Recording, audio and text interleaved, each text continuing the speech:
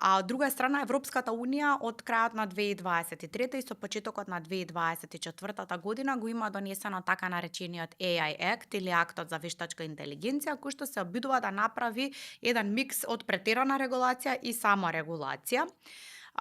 Интересно е дека начинот на кој што е формиран овој акт многу наликува на GDPR, значи на прописите од областа на заштитата на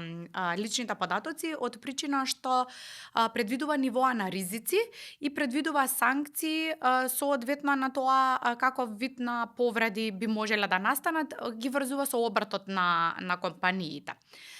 Останува допрва да видиме како овој акт ќе се применува во државите членки од Европската унија, бидејќи како и секој друг акт кој што се носи на ниво на Европска унија остава простор да државите се го усогласат своето законодавство. Меѓутоа, акцентот кој што е ставен во овој акт е повеќе од аспект на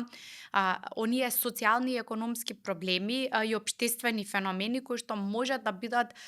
загрозени од страна на вештачката интелигенција. Во овој момент не гледам нешто што специфично ја адресира интелектуалната сопственост.